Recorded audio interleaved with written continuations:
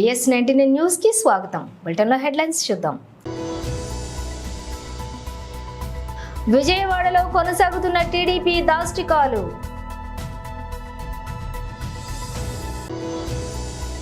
మూసాపేటలో Kukatpally assembly స్థాయి సమావేశంలో పాల్గొన్న మల్కాజ్గిరి ఎంపీ ఈటెల రాజేందర్.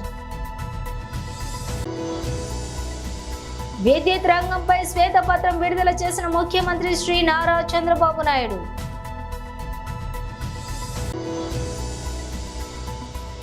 46 ఏళ్ల తరువాత తెరుచుకోనున్న పూరి జగన్నాథుడి భాండాగారం.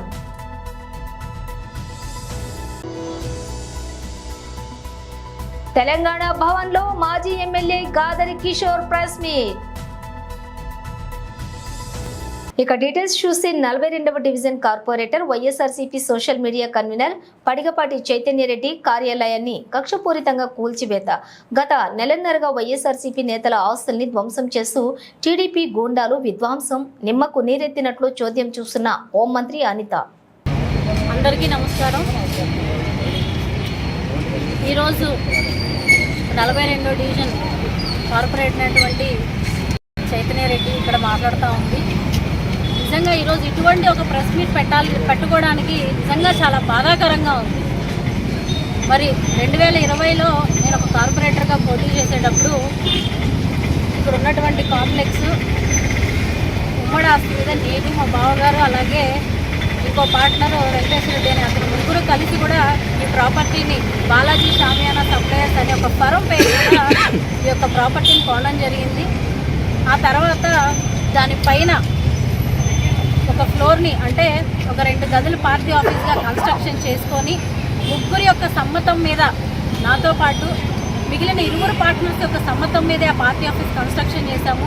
మరి కట్టేటప్పుడు ఎటువంటి అబ్జెక్షన్ కూడా రైజ్ చేయని వ్యక్తి 2 ఏళ్ల పాటు నేను అదే కార్పొరేటర్గా ఆఫీస్ని వినియోగించుకున్నప్పుడు ముగ్గురు కూడా సంతకాలు పెట్టడం జరిగింది. మరి ఇక్కడ 4 సంవత్సరాల వరకు ఫస్ట్ ఫ్లోర్ పార్టీ ఆఫీస్ కింద ఉపయోగించుకునే ఏర్పాటు, ఫస్ట్ ఫ్లోర్కి ఎటువంటి అద్దె లేదు. 4 సంవత్సరాల తర్వాత ఖాళీ చేసే ఏర్పాటు అంటే 2026లో ఖాళీ చేసే ఏర్పాటు చేయించండి, అప్పుడు ఇవ్వండి అని చెప్పేసి రాయడం జరిగింది. మరి అది ఇక్కడ 3వ సంతకం వచ్చేసి వెంకటేశ్వర రెడ్డి గారిదే. మీరందరూ కూడా ఒకసారి చూడొచ్చు. ఇంత ఇదిగా అగ్రిమెంట్ రాసిచ్చిన తర్వాత కూడా ఈరోజు అధికారం మారగానే అగ్రిమెంట్లు మాయమైపోతాయండి. ఇష్టానుసారంగా వచ్చి పార్టీ ఆఫీస్ని పగలగొడితే ఈరోజు నాకు జరిగినటువంటి నష్టాన్ని ఎవరు పూడుస్తారు? ఏ పార్టీ నాయకులు వచ్చి పూడుస్తారు? ఏ రోజు కూడా 1 నెల రోజులు దాటిపోయింది. ఈరోజు పార్టీ అధికారం కోల్పోయి అయినప్పటికీ కూడా రోడ్డు మీదకి వచ్చి ఎటువంటి మాట మేము తోలేదు, ఎవరిని ఎటువంటి ఇబ్బందికరమైన పరిస్థితుల్లో మేము తీసుకురాలేదు. మా మానాన్ని మేము బతుకు. మూసాపేటలో కూకట్పల్లి అసెంబ్లీ స్థాయి సమావేశంలో పాల్గొన్న మల్కాజ్గిరి ఎంపీ ఈటెల రాజేందర్. అందరి పేరు చెప్పాలంటే కష్టమైంది. శ్రీకర్ భాయ్ అంతేనా? రాజేశ్వరరావు సభకు నమస్కారం. ఎందుకంటే ఇంతమంది పేర్లు చదవకపోతే కష్టమవుతుంది. అంతేనా ప్రీతం? మొన్న పట్టుపట్టి జట్టు కట్టి ఇంత గొప్ప విజయాన్ని కట్టబెట్టిన మా కూకట్పల్లి కార్యకర్తలకు, నాయకులకు 12వ తారీఖు తర్వాత గేటెడ్ కమ్యూనిటీలలో, అపార్ట్మెంట్లలో, బస్తీలలో నేను ప్రత్యక్షంగా తెలియకపోయినప్పటికి కూడా మీకు మీరే ఎర్రటి ఎండలు లెక్క చేయకుండా మా అన్నని గెలిపించండి, బీజేపీని గెలిపించండి, మోడీని గెలిపించమని చెప్పి మీరు కోరి గెలిపించారు. అది పరోక్షం. రేపు ప్రత్యక్షంగా పరిచయం కావాల్సిన అక్కర ఉంది. కాబట్టి తప్పకుండా ఇక్కడ 2 రోజులు 3 రోజులు మీకు ఎంత నచ్చితే కంత మీకు కలిసే ప్రయత్నం చేస్తా అని చెప్పి నేను మనవి చేస్తూ ఉన్నాం. జనరల్గా మీకు తెలుసు,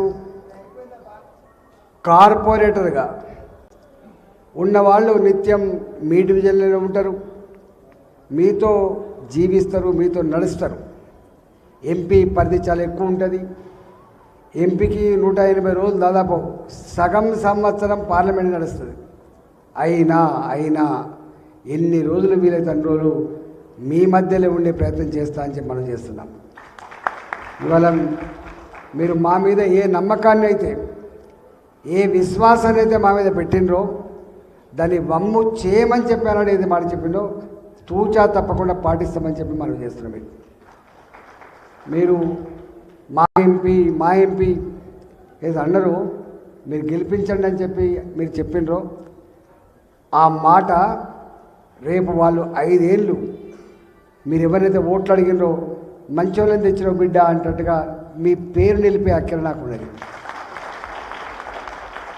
నా 24-25 సంవత్సరాల చరిత్రలో, నా మొత్తం రాజకీయ చరిత్రలో నేను ఎప్పుడు అనుకునేది ఓడిపోవద్దు అనుకుంటే ఓడిపోడు నాయకుడు అనే భావన నాకుండే.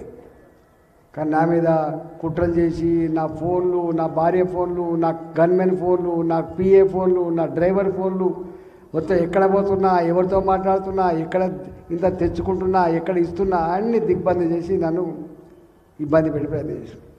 చెరపకురా చెరదవు, నన్ను చెరిపే ప్రయత్నం చేసిన వాళ్ళు చెడిపోయింది కథమైపోయింది. ఇక వాళ్ళు మాట్లాడు అట్లా. అంటే 2021 కూడా ప్రయత్నం చేశారు. 2021 యావత్ తెలుగు మాట. ఇప్పటికే పోలవరం, అమరావతి విద్యుత్ రంగంపై శ్వేతపత్రాలు విడుదల చేసిన ఏపీ ముఖ్యమంత్రి చంద్రబాబు తాజాగా ఆర్థిక శాఖపై దృష్టి సారించారు. త్వరలోనే ఆయన ఆర్థిక శాఖపై శ్వేతపత్రం విడుదల చేయనున్నారు. ప్రస్తుతం చంద్రబాబు ఈ దిశగా కసరత్తులు చేస్తున్నారు. రాష్ట్ర ఆర్థిక స్థితిపై అధికారులతో సమీక్ష జరిపారు. రాష్ట్రానికి ఉన్న అప్పుల లెక్కలపై ఆరా తీశారు. ఇప్పటికే అన్ని రకాల అప్పులు కలిపి 14 లక్షల కోట్లు అని అధికారులు ప్రాథమికంగా అంచనా వేశారు. ఇదే విషయాన్ని వారు సీఎం చంద్రబాబుకు తెలియజేశారు. పెండింగ్ బిల్లులు ఎన్ని ఉన్నాయనే అంశంపై కూడా చంద్రబాబు దృష్టి సారించారు. ఈ నేపథ్యంలో ఆర్థిక మంత్రిత్వ శాఖ వివిధ శాఖల వారీగా పెండింగ్ బిల్లుల వివరాలను కోరింది. ప్రజలు గెలిపించారు, ప్రజలు గెలిచారు. వాళ్ళ మనోభావాల్ని, అదే మరిగా వాళ్ళ యాస్పిరేషన్స్ని మేము గౌరవించాల్సిన అవసరం ఉంది, సాధించాల్సిన అవసరం ఉంది. అయితే ఈరోజు రాష్ట్రంలో ఉండే ప్రత్యేకమైన పరిస్థితులు కూడా రోజు రోజుకు ఎంత తవ్వితే అంత భయంకరంగా కనపడొస్తున్నాయి. ఎంత లోతుందో మాకే తెలియదు. ఓసారి చెప్తారు సముద్రంలోకి దిగితే తప్ప లోతు తెలియదని. ఆ పరిస్థితిలో ఉంది. ఇది ఒక డిపార్ట్మెంట్ని కాదు, అన్ని డిపార్ట్మెంట్లో ఇదే పరిస్థితి ఉంది. అయితే ఎవరైతే మమ్మల్ని గౌరవించి మా మీద నమ్మకం పెట్టుకుని ఒక హిస్టారికల్ విక్టరీకి దోహదపడ్డారో వాళ్ళ కాన్ఫిడెన్స్ తీసుకొని ఎప్పటికప్పుడు అన్ని విషయాలు కూడా వాళ్ళకి చెప్పి మళ్ళీ ఏం చేయాలని చేయడం కోసమే ఈ ఎక్సర్సైజ్ స్టార్ట్ చేశాం. 1కి 10 సార్లు మేము చెప్పాల్సిన అవసరం ఉంది. అందరూ కూడా ఆలోచించాల్సిన అవసరం ఉంది. ఫైనల్గా ఏ విధంగా నిర్ణయాలు చేసి ఈ యొక్క వ్యవస్థని ఘాట్లో పెట్టాలి, ఆర్థిక వ్యవస్థను మళ్ళీ ఏ విధంగా పరిపుష్టి చేయాలి, మళ్ళీ అటు సంక్షేమం ఇటు అభివృద్ధి రెండు కూడా సమాంతరంగా ఏ విధంగా తీసుకుపోవాలనో ఆ ఎక్సర్సైజ్ స్టార్ట్ చేశాం. అందుకే 3వ వైట్ పేపర్ ఇది. అది కూడా చాలామందికి వైట్ పేపర్ అంటే మాకేంటి సంబంధం అనుకుంటారు. ఇవన్నీ వాస్తవాలు మీ ముందర పెట్టడం, యథార్థాలు మీకు తెలియజేయడం. మీరందరూ కూడా ఎన్ని పనులున్నా కామన్ మ్యాన్ కూడా, మామూలు పేదవాడు కూడా దృష్టి పెట్టవలసిన అవసరం ఉంది. ఎప్పుడు కూడా ఒక పరిపాలన అంటే సమర్థవంతమైన పాలన ఉంటే ఆ సమర్థవంతమైన పాలన వల్ల మెరుగైనటువంటి ప్రయోజనాలు పేదవాళ్ళకు కలుగుతాయి. దానివల్ల వాళ్ళ కష్టానికి తోడుగా మేము చేసే పనుల వల్ల కూడా వాళ్ళకు లాభం వస్తుంది. అట్లా కాకుండా పేదవాళ్ళ ప్రభుత్వంతో మాకు సంబంధం లేనుకుంటే, ఒక బాధ్యత లేకుండా ఆలోచిస్తే వచ్చే కష్టాలకు కూడా మనం భరించాల్సి వస్తుంది. దానికి ఒక ఉదాహరణ పేదవాడికి ఏ విధంగా నష్టం జరుగుతుందో అన్ని విషయాల్లో ఉంది. ఇందులో కూడా మీరు ఒకసారి ఆలోచిస్తే ప్రజలందరికీ అర్థమవుతుంది. నేను ఒకటే చెప్తున్నా, పదే పదే మీలో చైతన్యం తేవడానికి, మీకు అర్థం కావడానికి, మీ భవిష్యత్తుతో వీళ్ళు ఏ విధంగా ఆడుకున్నారు, మీ భావితరాల, మీ పిల్లల భావితరాల భవిష్యత్తు పైన ఎట్లా వీళ్ళు దెబ్బతీశారు అనే విషయాలు చెప్పడం నా బాధ్యత. అవి చెప్పి మీలో కూడా మీ ఆలోచనలు కూడా తీసుకొని పూరి జగన్నాథుడి భాండాగారం దాదాపు 46 ఏళ్ల తర్వాత తిరిగి తెరుచుకోనుంది. స్వామికి చెందిన విలువైన ఆభరణాలను లెక్కించేందుకు భాండాగారం తలుపులు తెరవనున్నారు. లోపల 5 పెట్టెలలో భద్రపరిచిన ఆభరణాల లెక్కింపు, వాటి విలువ మదింపు సహా భాండాగారం మరమ్మతులు చేయాలని బీజేపీ ప్రభుత్వం నిర్ణయించింది. ఈ మేరకు ఆలయ ఖజానా లెక్కింపుపై ఏర్పాటు చేసిన జస్టిస్ బిశ్వనాథ్ రథ్ కమిటీ మంగళవారం భేటీ అయింది. ఈ నెల 14న ఆలయ భాండాగారం తెరిచి ఆభరణాలను లెక్కించాలని కమిటీ 16 మంది సభ్యులు ఏకగ్రీవంగా తీర్మానించారు. దీంతో ప్రభుత్వానికి ఆ తీర్మానం పంపగా ఖజానా లెక్కింపునకు ప్రభుత్వం ఏర్పాట్లు చేస్తోంది. కలెక్టరేట్ ట్రెజరీలో ఉన్న తాళం చెవితో తెరుచుకోకపోతే తాళం కప్ప పగలగొట్టి తలుపులు తెరవనున్నట్లు సమాచారం. ఒడిశాలోని పూరి జగన్నాథుడికి చెందిన విలువైన ఆభరణాలను ఆలయంలోని ఓ రహస్య గదిలో భద్రపరిచారు. గతంలో 3 ఏళ్లు 5 ఏళ్లకు ఒకసారి గది తలుపులు తెరిచి సంపద లెక్కించేవారు. చివరిసారిగా 1978లో ట్రెజరీలోని వజ్రాభరణాలను లెక్కించి భాండాగారం సీజ్ చేశారు. అప్పటి నుంచి మళ్లీ ఆ గది తెరవలేదు. అయితే అప్పుడు కూడా కొన్ని ఆభరణాలను వెలకట్టలేక పక్కన పెట్టారని, గది తాళం దొరకటం లేదని, ఇలా ఆలయ భాండాగారం చుట్టూ పలు వివాదాలు రేగాయి. అప్పటి నుంచి మళ్లీ ఈ గదిని తెరవలేదు. ఒడిశాలో ఇటీవల జరిగిన అసెంబ్లీ ఎన్నికల్లో ఇది కూడా కీలక అంశంగా మారింది. తాము అధికారంలోకి వస్తే ఆలయ భాండాగారం తెరిచి జగన్నాథుడి సంపదను లెక్కిస్తామని బీజేపీ హామీ ఇచ్చింది. ఈ హామీని నిలబెట్టుకునే క్రమంలో ప్రభుత్వం ఏర్పాటు చేసిన కమిటీ భాండాగారం తెరిచేందుకు ఈ నెల 14ను ముహూర్తంగా నిర్ణయించింది. ప్రముఖ నటి సమంత ఇటీవల ప్రత్యామ్నాయ వైద్య విధానాలపై సోషల్ మీడియాలో చేసిన పోస్టు వివాదాస్పదం కావటం తెలిసిందే. సాంప్రదాయేతర వైద్య విధానాలు కూడా మెరుగైన ఫలితాలను ఇస్తాయంటూ ఆమె హైడ్రోజన్ పెరాక్సైడ్ నెబులైజేషన్ గురించి వివరించారు. అయితే ఆన్లైన్లో ది లివర్ డాక్టర్గా ప్రసిద్ధిగాంచిన డాక్టర్ సిరియాక్ అబ్బీ ఫిలిప్స్ సమంత పోస్టును తప్పుబట్టారు. సమంత ఏమన్నా వైద్యశాస్త్రం చదివిందా? పలానా మందులు వాడాలని ఆమె ఎలా సూచిస్తారు? రోగుల ప్రాణాల మీదకి వస్తే ఎవరిది బాధ్యత? ఇలాంటి తప్పుడు సలహాలు ఇస్తున్నందుకు సమంతను జైల్లో పెట్టాలి అంటూ ఆ వైద్యుడు నిప్పులు చెరిగారు. ఆ వైద్యుడి వ్యాఖ్యలకు సమంత కూడా బదులిచ్చారు. ఈ నేపథ్యంలో తాజాగా ఆసక్తికర పరిణామం చోటు చేసుకుంది. డాక్టర్ సిరియా కబ్బీ ఫిలిప్స్ సోషల్ మీడియాలో సుదీర్ఘమైన పోస్టు పెట్టారు. సమంతకు క్షమాపణ చెప్పారు. ఆమెపై తాను చేసిన వ్యాఖ్యలు ఉద్దేశపూర్వకంగా చేసినవి కావని స్పష్టం చేశారు. ఆన్లైన్లో వైద్యులుగా చెప్పుకునే వారు కొందరు తప్పుడు సమాచారం వ్యాప్తి చేస్తుంటారని, చాలా కాలంగా తాను అలాంటి వారిపై పోరాడుతున్నానని వివరించారు. ఇక సమంత తన పోస్టులో 2 డాక్టర్ల డాక్టర్ మిత్రా బసు, చిల్లర్ డాక్టర్ జోకర్స్ను ఉదాహరించారని, వారి ద్వారా తెలుసుకున్న విషయాలని తాను పోస్టులో పేర్కొన్నట్లు సమంత చెబుతున్నారని డాక్టర్ సిరియాక్ వివరించారు. తెలంగాణ భవన్లో మాజీ MLA Gadari Kishore press meet నిర్వహించారు. దానికి ఏంది కారణాలు అనేటువంటిది చెప్పి ఆ నిరుద్యోగ యువతీ యువకులను ఒప్పించేటువంటి ప్రయత్నం ప్రభుత్వం చేయాలి. అది వారి బాధ్యత. అది చేయకపోగా ఒక దమనకాండని సృష్టించే విధంగా, ఒక భయోందరణ క్రియేట్ చేసే విధంగా తెలంగాణ ఉద్యమంలో కూడా ఉస్మానియా యూనివర్సిటీలోకి పోలీసులు అడుగుపెట్టలేదు. ఒకసారి ఫిబ్రవరి 14వ తారీఖు నాడు ఉస్మానియా యూనివర్సిటీలోకి చొరబడి విశృంఖలమైనటువంటి వికృత చర్యలకు పాల్పడితే పోలీసులు ఆ రోజు జరిగినటువంటి ఉద్యమ తీవ్రతను గమనించి ఈవెన్ హైకోర్టు కూడా ఇన్వాల్వ్ అయ్యి యూనివర్సిటీలోకి మీరు పోవద్దు, అది ప్రైవేట్కి సంబంధించినటువంటి వాళ్ళ అటానమస్ బాడీ అని చెప్పేసి చెప్పింది. కానీ మళ్ళీ ఉద్యమ రోజులను తలదన్నే విధంగా ది గ్రేట్ త్రిపులాల్ రండ రేవంత్ రెడ్డి యొక్క పరిపాలన మళ్ళీ నిన్న యువతీ యువకులను పోలీసులు వికృత చేష్టలతో ఇబ్బంది పెట్టేటువంటి పరిస్థితి నిన్న ఉస్మానియా యూనివర్సిటీలో కనపడ్డది. టెట్ నిర్వహించిన తర్వాత కనీసం ఒక 45 రోజుల గ్యాప్ ఇవ్వండి. ఈవెన్ సిలబస్ కూడా మారింది. ఆ మారిన సిలబస్ను చదువుకోవడానికి 25 రోజులలో ఎవరికి సాధ్యం కాదు. దయచేసి మా యొక్క ఆవేదనను అర్థం చేసుకొని ప్రభుత్వం సహకరించాలని చెప్పేసి మాట్లాడుతున్నారు. వాళ్ళు దాన్ని గమనించాలి. దానితో పాటుగా మొన్న ఎస్జిటీలు ఎవరైతే పదోన్నతులు పొందిర్రో, ప్రమోషన్స్ వచ్చినాయో, అవి కూడా దాదాపు 9,000 పోస్టులు ఖాళీలు ఏర్పడ్డాయి ఎస్జిటీలలో. ఇప్పుడు వేసినటువంటి 11,000 కూడా గతంలో మనం వేసినటువంటి 5-6,000కు కంటిన్యూగా దాన్ని రద్దు చేసి నోటిఫికేషన్ని మళ్ళీ ఒక 5-6,000 కలిపి మొత్తానికి 11,000 ఇప్పుడు వేసిండు. ఇప్పుడు వాళ్ళ డిమాండ్ ఏంది? ఇప్పుడు ఏదైతే పదోన్నతులు వచ్చినటువంటి ఖాళీలు అయినటువంటి 9,000 పోస్టులు ఉన్నాయో వాటిని కూడా కలిపితే కనీసం 20,000 పోస్టులు అవుతాయి. నువ్వు అన్నటువంటి మాట మెగా డిఎస్సి చేస్తా అని కళ్ళబొల్లి మాటలు చెప్పి మాట్లాడు. మరి మెగా డిఎస్సి అంటే మరి 11,000తో మెగా డిఎస్సి ఎట్ అవుతుందరా నాయన? కాబట్టి కనీసం 20,000 పోస్టులను వేస్తే మా అందరికీ ఉపయోగం అవుతుంది. దాన్ని అర్థం చేసుకొని పోస్టులను పెంచుతూ మాకు చదువుకోవడానికి వెసులుబాటు ఇస్తూ పోస్ట్ పోన్ చేయండి అని చెప్పి రిక్వెస్ట్ చేస్తాం.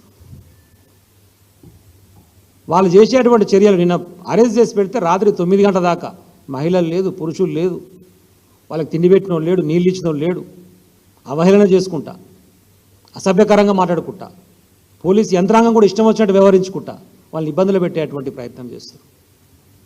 100 మంది 1000 మంది గ్రౌండ్లలో పెట్టేసి రాత్రిపూట పెట్టేసి కరెంటు తీసేసి చిత్రహింసలు పెట్టి ఏ పరిపాలన నడుస్తున్నది అంటుంది. ఇక్కడ ప్రజాస్వామ్యయుతంగా ప్రజా పరిపాలనని మాట్లాడేటువంటి రేవంత్ రెడ్డి ఏం చేస్తున్నావు నువ్వు అసలు?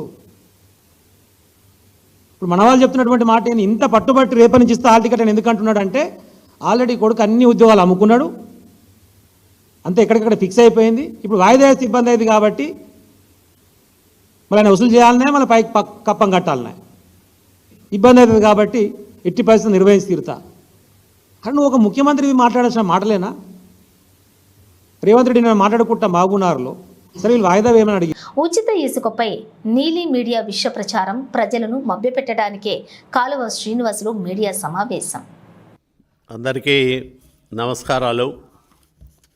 రాష్ట్రంలో చంద్రబాబు నాయుడు గారు కుదేలైపోయిన నిర్మాణ రంగానికి పునరుజ్జీవం కల్పించడానికి లక్షల మంది కార్మికుల జీవనోపాధిని తిరిగి పొందే అవకాశం కల్పించడానికి ఉచిత ఇసుక పాలసీని తీసుకొచ్చారు. ఈ ఉచిత ఇసుక పాలసీలో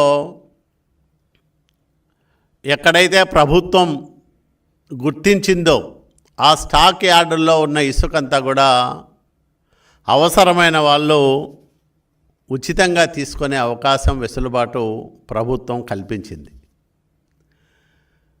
గత 3-4 రోజులుగా చూస్తూ ఉంటే ఉచిత ఇసుక పైన ఉచితానుచితాలు మరిచిపోయి నీలి మీడియా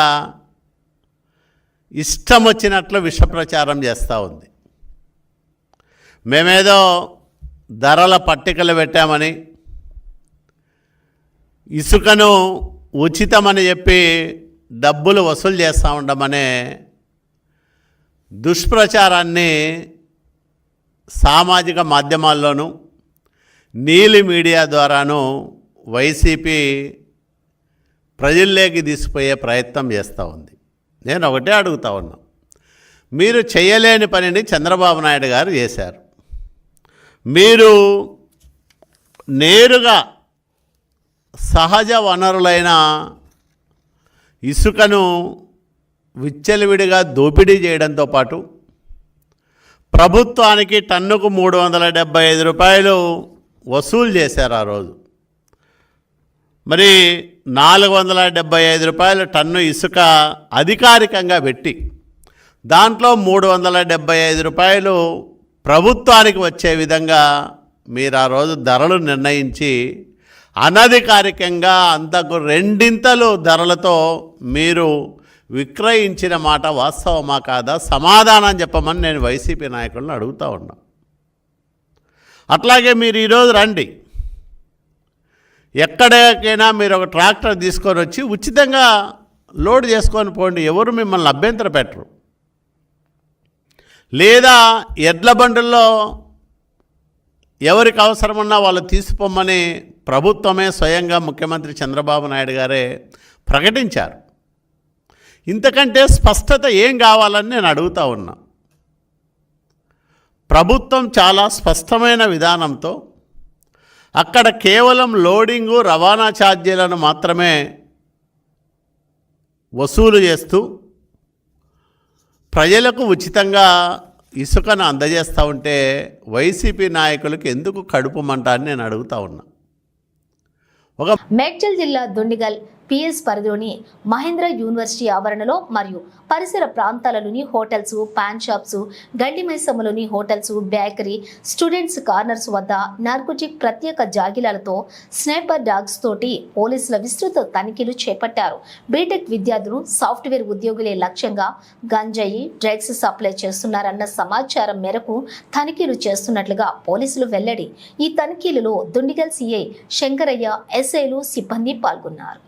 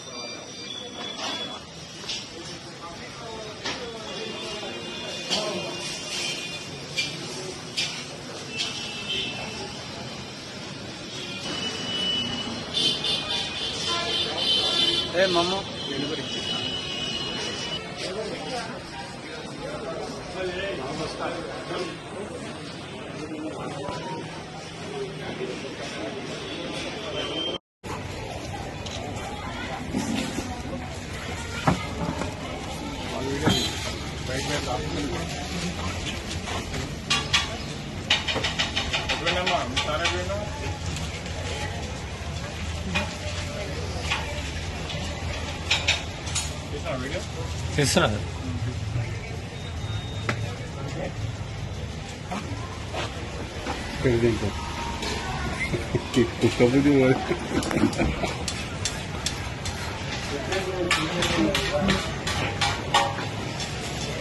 సరే సార్.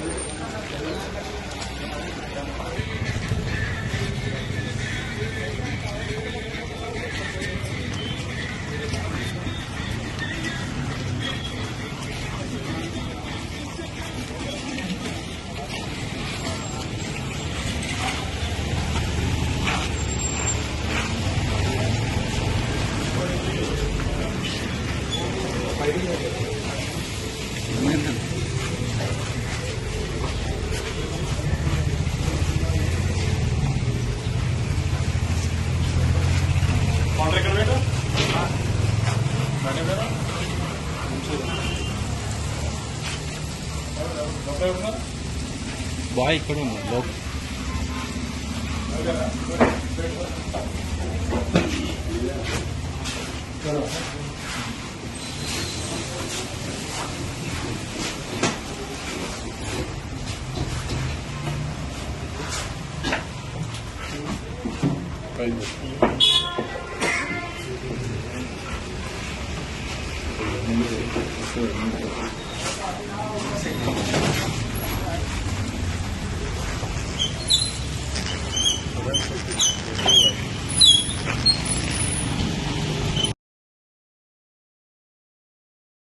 బులెటిన్ ముగించే ముందు హెడ్లైన్స్ మరోసారి. విజయవాడలో కొనసాగుతున్న టీడీపీ దాష్టికాలు.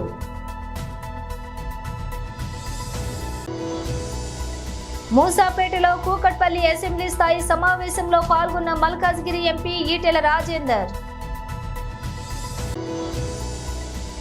విద్యుత్ రంగంపై శ్వేతపత్రం విడుదల చేసిన ముఖ్యమంత్రి శ్రీ నారా చంద్రబాబు నాయుడు.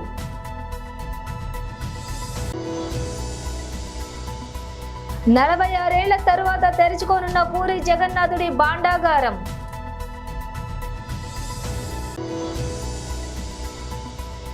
తెలంగాణ భవన్లో మాజీ MLA Gadari Kishore press meet. ఇవి బులెటిన్ విశేషాలు. మరో బులెటిన్తో మళ్ళీ కలుద్దాం.